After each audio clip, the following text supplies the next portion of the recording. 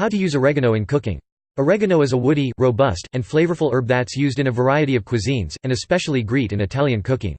It can be used fresh and dried, and it's most often paired with tomatoes, but it also goes well with meats, fish, and a variety of other vegetables. There are lots of ways you can use oregano in the kitchen, including in baking and cooking, in soups and salads, and even in dressings and oils. Chopping fresh oregano. Wash the fresh herbs. Oregano leaves are small and are attached to a woody stem that isn't pleasant to eat. Transfer the herbs to a colander and rinse them under running water to remove dirt and other matter from the garden. Drain the herbs and transfer them to a clean tea towel. Pat the leaves dry. wh.performance.mark Step 1_rendered.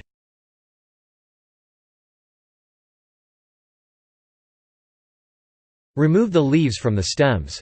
Take a single sprig of oregano and pinch the top of the stem between your thumb and finger. Run your fingers down the stem to strip the leaves from the stem. Repeat with the other sprigs. Instead of stripping the leaves from the stem, you can also trim the leaves off using scissors.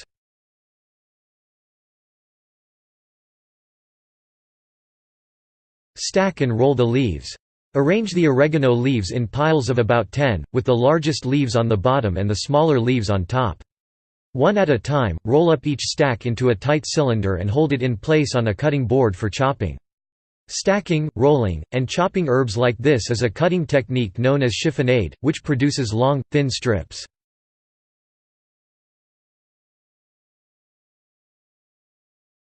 Mince the leaves. Use a sharp knife to slice thin strips off the roll of oregano leaves. This will produce long strips of the herb. Arrange these strips lengthwise on the cutting board, and then dice the strips into small flecks to add to cooking and baking.